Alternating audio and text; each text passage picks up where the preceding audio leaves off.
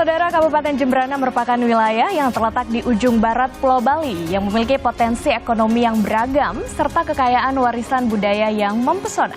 Untuk memaksimalkan potensi tersebut, pemerintah Kabupaten Jembrana terus berupaya meningkatkan perekonomian daerah melalui berbagai inisiatif serta juga berbagai program pengembangan daerah dan pemberdayaan masyarakat. Lantas apa saja program-programnya dan bagaimana capaian kinerja pemerintah Kabupaten Jembrana hingga saat ini? Kita akan bahas lengkapnya selama 30 menit ke depan bersama saya Winda Anggreni hanya di Bincang Kita.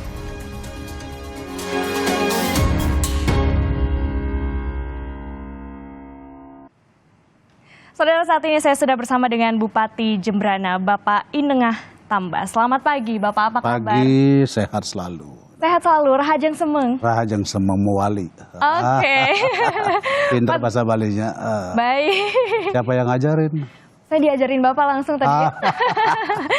Oke, Pak Bupati, Siap. terkait dengan Kabupaten Jembrana, mungkin boleh dijelaskan seperti apa sih keberadaan Kabupaten Jembrana dan misi pemerintah Kabupaten Jembrana, Nangunsat Kerti Loka Jembrana. Apa maknanya, Pak? Baik, saya begitu dilantik jadi bupati, itu situasinya ternyata pada COVID, gitu ya.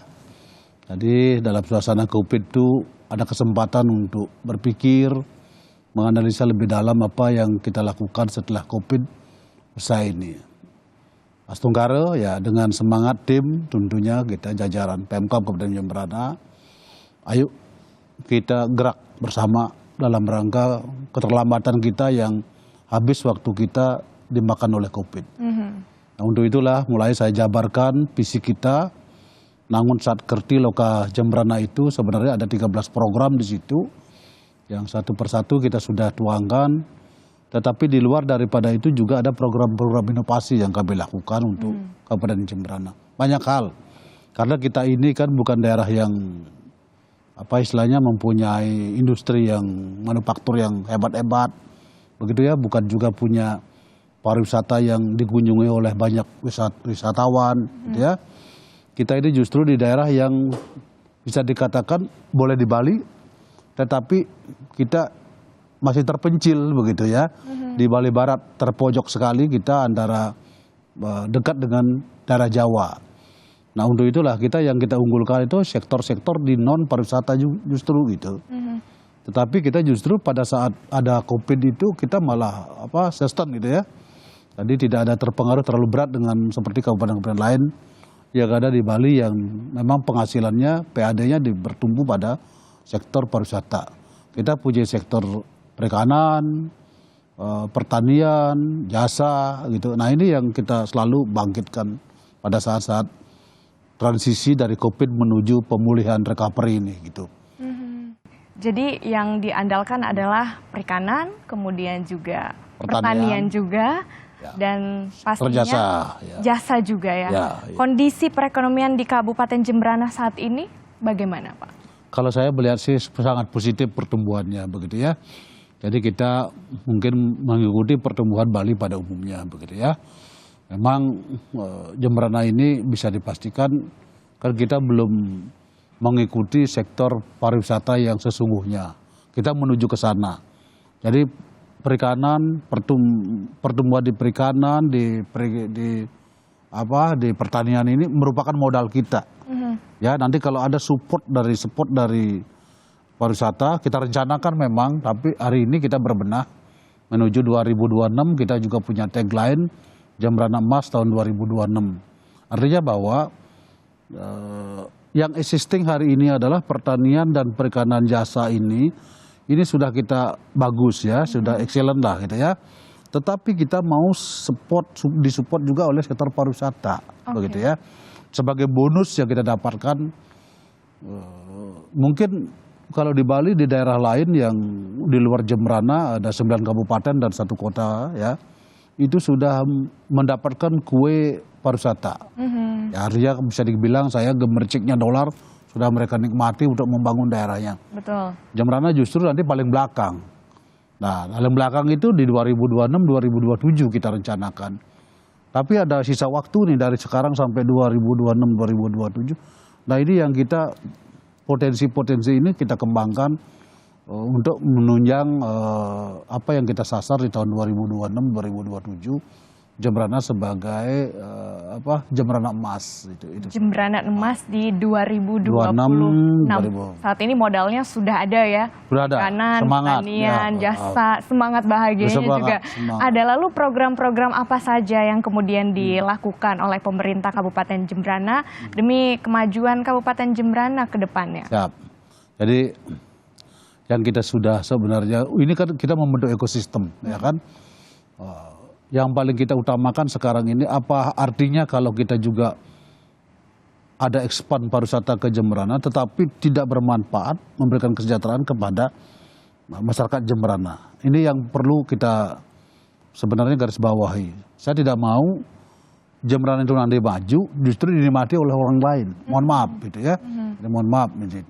Jadi justru hari inilah kita masih ada waktu menuju Jembrana Emas tahun 2026. Kita menciptakan satu di sumber daya manusianya hari ini. Hari ini kita banyak melakukan pelatihan-pelatihan, termasuk juga banyak kita mengeksplor daripada sumber-sumber daya yang kita punya. Dan kita juga semenjak saya jadi bupati juga, saya menawarkan karpet merah buat investasi ke Jembrana. Dan investasi itu sudah dimulai sampai saat ini ya. Dan ini yang membuat potensi kita bahwa Jembrana ke depan ini bisa maju, begitu bisa sukses juga seperti kabupaten lain yang ada di Bali ini gitu ya. Jadi kita hari ini kalau kita mengandalkan sektor pertanian, perikanan dan jasa ini kita sistem memang, tetapi kita akan butuh selalu inovasi, kita butuh selalu maju ekonomi bertumbuh selalu ya, dengan perbaikan UMKM kita juga ya, sumber daya yang ada. Ini kita terus naikkan terus sehingga akhirnya apa yang kita menjadi sasaran kita menuju Jembrana bahagia itu tercapai. Nah hari ini pembelajarannya sekarang. SDM-nya kita rubah. Banyak nomenklatur juga yang ada di dinas-dinas yang ada di kita juga kita rubah. Banyak pelatihan. Pelatihan itu apa? Pelatihan menanam sayur, pelatihan beternak ikan, lele, gurami gitu ya. Ya ikan-ikan tawar. Termasuk juga pelatihan beternak ayam, kampung, itik. Ya, karena apa? Karena di tahun 2026 ini seluruh kebutuhan daripada makan dan minum wisatawan yang datang di Jembrana harus orang Jembrana yang memenuhinya. Jadi banyak sekali program-program yang sudah dicanangkan ya oleh pemerintah Kabupaten Jembrana. Salah satu juga saudara yang terkenal di Kabupaten Jembrana adalah biji kakao yang diklaim ini adalah biji kakao terbaik di Indonesia dan akan mendunia. Benar seperti itu? Pak Bupati mungkin boleh dijelaskan terkait dengan potensi kakao yang ada di sana. Kita sudah menyelenggarakan ikut memperingati Hari Kakao Indonesia ya. Dan field tripnya daripada kunjungan delegasi itu ke Jembrana ya. Dengan hampir 40 buyer yang hadir di Kabupaten Jembrana. Nah ini membuktikan bahwa apa yang kita lakukan sebagai city branding kita Kabupaten Kakao yang ada di Bali dan Nusantara seperti saran dan arahan Bapak Presiden Jokowi ya. Kita setiap kota, setiap kabupaten harus ada city brandingnya. Betul. Ya kita mengarah ke kabupaten coklat ya, kota kabupaten kakao ya. Kemudian apa hal-hal yang kita lakukan hari ini kita sudah mulai. Ini kan semangat kita begini. Kita melihat bahwa kakao sangat dibutuhkan di dunia. Tidak saja sebagai minuman ya. Mungkin sebagai alat kecantikan juga ya, sebagai bahan kue juga gitu ya. Jadi variannya sangat banyak sekali. Dan menanam satu kali menanam kakao itu bisa menikmati selama 25 tahun sampai 30 tahun. Nah ini hal yang positif buat kita. Saya sudah memilah di sini apa kira-kira yang kita pilih untuk masyarakat.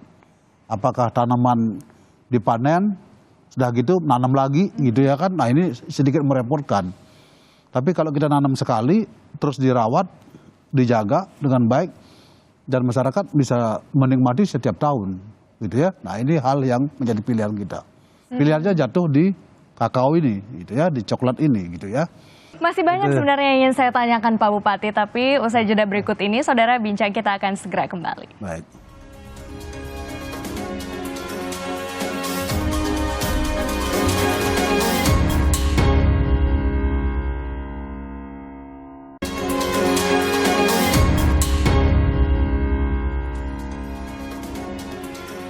Anda masih bersama kami di Bincang Kita dan tentunya saya masih bersama dengan Bupati Jembrana, Bapak Inengah Tamba. Tadi sudah banyak kita membahas terkait dengan program-program yang sudah dilakukan oleh pemerintah Kabupaten Jembrana. Sudah punya modal yang tadi disebutkan perikanan, pertanian, jasa, dan juga ingin menyusul nih kabupaten kota Bali yang lainnya yang terkenal dengan pariwisatanya. Bagaimana sektor pariwisata yang ada di Kabupaten Jembrana dan ekonomi kreatifnya seperti apa, Pak Bupati? Jadi saya Kabupaten Jembrana mungkin anugerah yang maha kuasa ya. Di kabupaten kita ada tanah 1.200 hektar ya. Kalau di Bali sekarang mencari tanah yang besar sebegitu susah sekali, tidak bisa ya. Dan 600 hektarnya itu nanti akan dipergunakan untuk salah satu destinasi dunia begitu ya. Memang sifatnya sih tradisional tetapi dikelola oleh dunia begitu ya. Nah ini apa yang akan dibangun di situ justru akan membawa dampak yang sangat positif di Kabupaten Jembrana. Kita sekarang kelemahan kita ada di sektor infrastruktur. Kita butuh jalan tol ya. Dan jalan tol itu sudah mulai di groundbreaking. Mudah-mudahan di Januari ini sudah on the track ya. Jadi dikerjakan dengan baik dan sehingga bisa selesai di tahun 2026. Nah tadi saya di awal sudah sebut bahwa begitu saya dilantik, welcome red carpet buat investasi di Jembrana, gitu ya. Dan ini sudah membuahkan hasil. Dan sekarang ini ya ada menunggu mereka akan mulai membangun dan mengerjakan itu, menunggu jalan tol ini mulai dikerjakan juga. Nah ini berbarengan.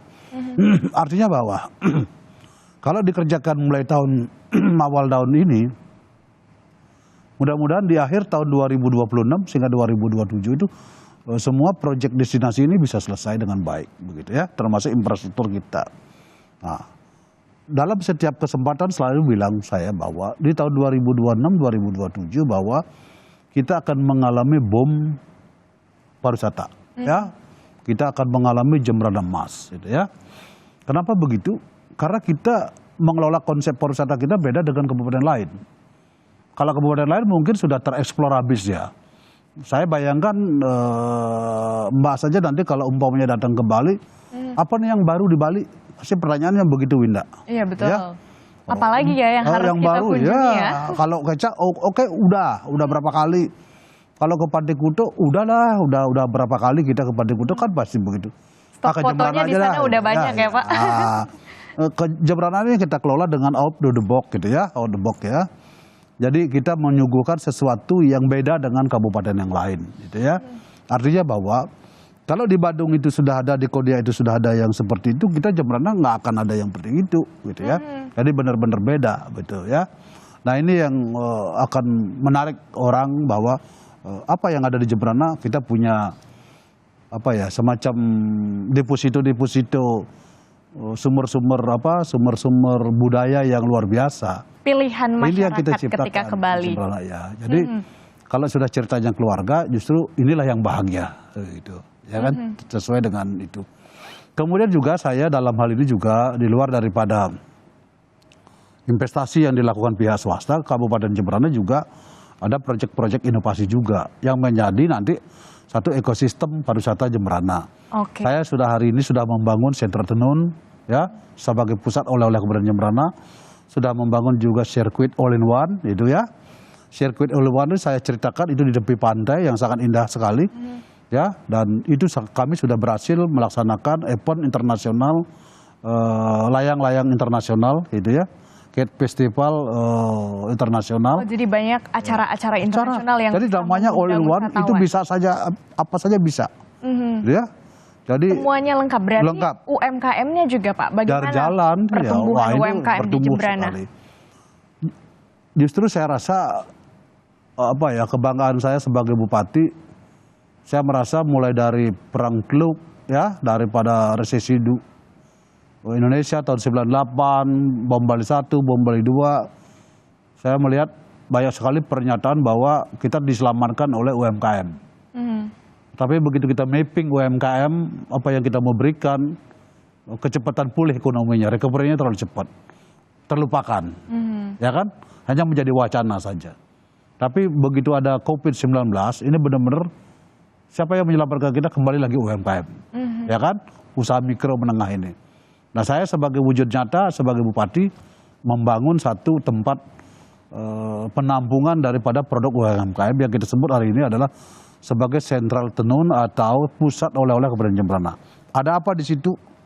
Ya, ada apanya ini pertanyaan besar. Salah satunya yang model seperti ini yang saya pakai. Ini hasil kerajinan tenun Jembrana, ya. Namanya tenun Jembrana. Tenun Jembrana ya. Ini ada. Ini kan tenun endek ini, ya. Nanti ada songketnya juga. Makanya datang Winda. Kamu kalau penasaran datang aja, ya. Itu. Nanti kita main. Nanti kita lihat ya. Kemudian juga di situ kita sajikan seluruh produk-produk handmade, pengrajin, camilan-camilan juga, termasuk juga lukisan, painting juga yang kita sajikan. Kita punya hampir 220 macam jenis produk UMKM. Sudah tampil di situ. Kemudian juga salah satu inovasi dan juga upaya yang dilakukan oleh pemerintah Kabupaten Jembrana adalah peningkatan kualitas SDM. Ada istilahnya yaitu BLK Jembrana. Itu seperti apa, Pak Bupati? Baik, saya katakan sedikit dulu ya. Jadi apresiasi juga diberikan oleh Bapak Presiden kita Republik Indonesia, Bapak Jokowi. Ya. Pak Jokowi sudah berkunjung juga ke sentra tenun, begitu ya. Jadi melihat langsung dan ketemu langsung dengan penenun dan UMKM kita. Bahkan Pak Jokowi memberikan apresiasi yang sangat tinggi sekali terhadap rumah tenun kita yang di Kabupaten Jembrana, gitu ya. Dan hari ini kita memang sudah, niat saya, kenapa kita menggalakkan dan mensupport anak-anak kita untuk mulai ikut diklat kursus di BLK, ya. Saya punya program di setiap, kalau di Bali namanya Banjar, ya. Banjar itu mungkin tingkat RW atau RT gitu ya. Jadi penduduknya kalau ada salah hampir 300-an itu Banjar itu ya masyarakatnya. Saya maunya kalau memang program ini terjadi, setiap RT itu 10 anak muda kita dari RT 1 RT itu bisa berangkat untuk bisa kerja di luar negeri kemana saja gitu ya. Baik di darat, di laut maupun di manajemen pemerintahan-pemerintahan yang ada mungkin diperbantukan di situ. Nah ini kita sudah MOU dengan kepala desa, ya. Jadi kepala desa itu mencari anak muda yang nganggur, sekolahkan dulu, dilatih dulu di BLK, beberapa orang, 10. Apa sih tujuan daripada ini? Bayangkan sekarang Winda ya, kalau saja memang bisa terlaksana ini tentu devisa luar biasa yang masuk ke Bali, ke Jembrana terutama ya. Anak muda saja yang bekerja di luar negeri mungkin dia 1 bulan itu bisa dapat gaji 10 sampai 15 juta kan. Saya rasa satu anak muda itu akan berkirim uang ke keluarganya minimal 3 juta deh. Ya.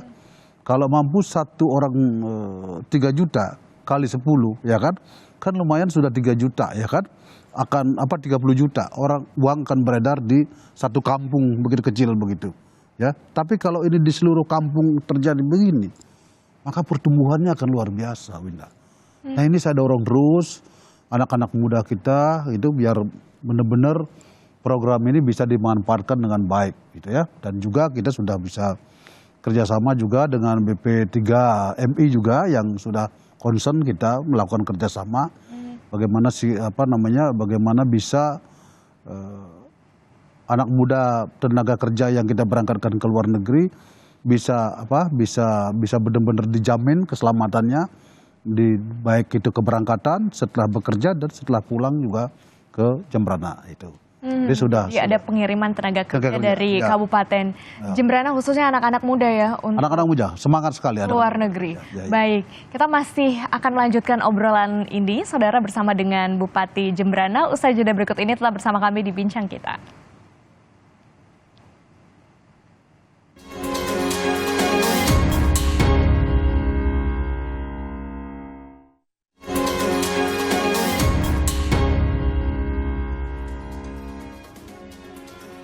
Terima kasih Anda masih bersama kami di Bincang Kita. Akan kami lanjutkan obrolan kami bersama dengan Pak Bupati. Boleh dijelaskan terkait dengan upaya dan inovasi inisiatif dari pemerintah Kabupaten Jembrana hingga mendapatkan sejumlah apresiasi?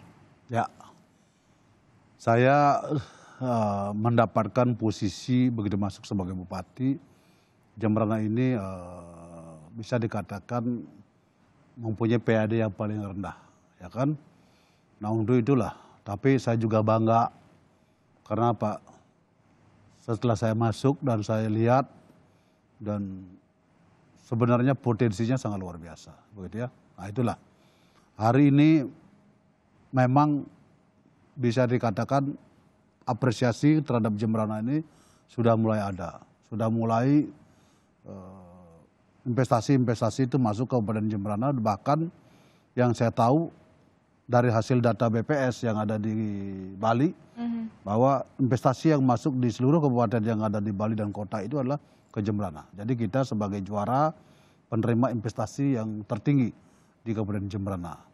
Dan sebagai hasil survei juga kita hari ini ternyata untuk kepuasan masyarakat tertinggi di Bali juga, kita Jembrana itu ya.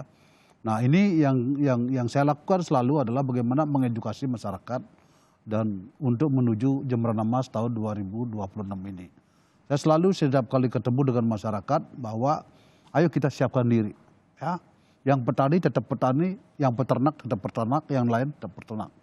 Apa sih yang dimaksud dengan kita kejar di tahun 2026 ini? Saya selalu bilang bahwa kamu jangan ketinggalan.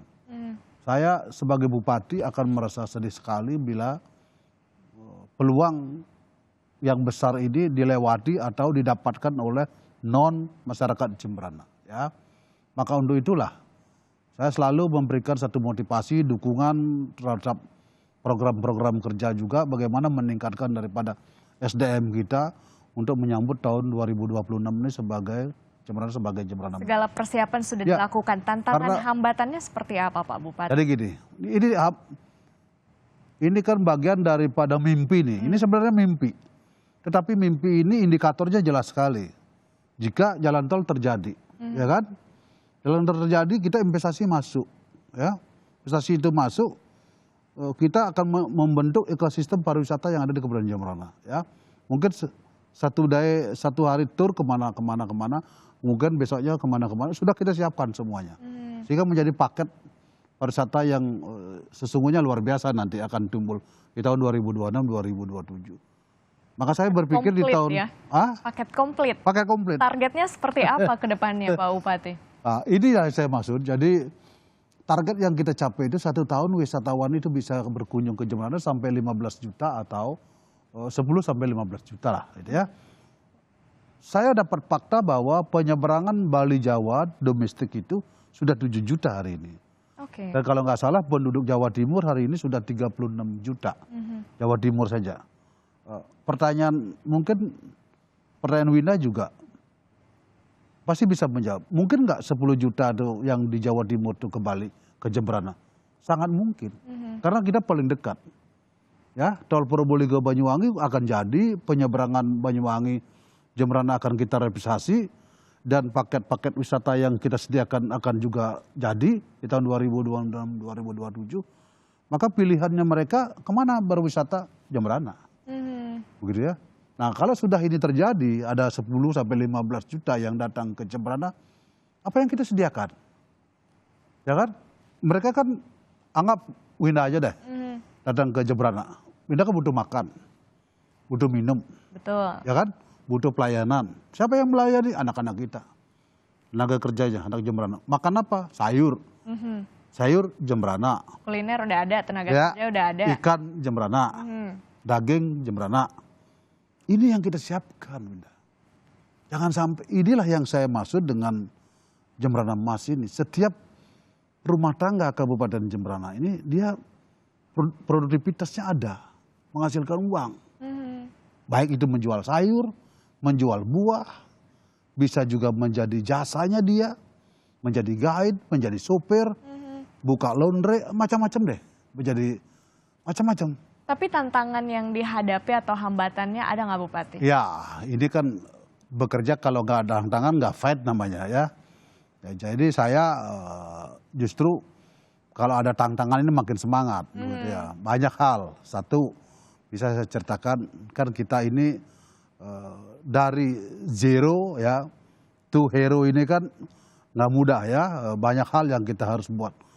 Yang penting kita fokus, ikhlas, jujur bekerja, ya, mungkin semangat dan selalu ada di tengah masyarakat. Masyarakat yakin. Ya. Saya bahkan hari ini sangat berat sekali merevitalisasi pasar. Nggak gampang merevitalisasi pasar dengan pedagang hampir 1.000 pedagang. Nggak gampang. Tapi apa yang saya kerjakan, saya ikhlas. Mau dicaci maki, mau dihujat, no problem. Ini demi kebaikan masyarakat. Demi kebaikan. Dalam waktu dekat-dekat ini nih Pak Bupati, di akhir masa jabatan Pak Bupati juga, apa rencana yang akan dilaksanakan? Dan mungkin ada pesan yang ingin disampaikan oleh Pak Bupati kepada pemirsa Kompas TV ataupun juga warga di Kabupaten Jemberana. Silahkan Pak Bupati. Ya, saya sebagai Bupati Jemberana tentu tidak luput dari kekurangan dan kelebihan ya. Tetapi yang kekurangan ini justru saya mohon maaf kepada seluruh masyarakat Jemberana. Apa yang saya lakukan, apa yang saya rencanakan, apa yang saya mimpikan Jemberana Emas tahun 2026, 2027 ini, saya sendiri dan jajaran saya sebagai tim, saya Pemkab Jemberana dan Forkopimda yang ada di Kabupaten Jemberana, tidak akan bisa mampu kalau tidak didukung oleh masyarakat Jemberana, gitu ya.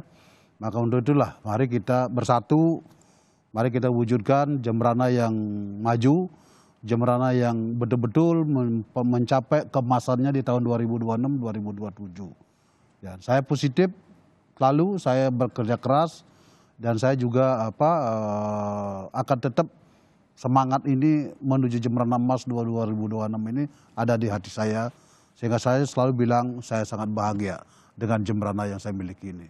Baik, terima kasih Pak Bupati atas waktunya hari ini.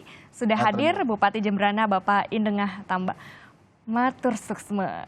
Suksma muali. Baik, terima kasih atas kebersamaan Anda di Bincang Kita pada hari ini. Saudara, saya Winda Anggreni pamit dan sampai jumpa.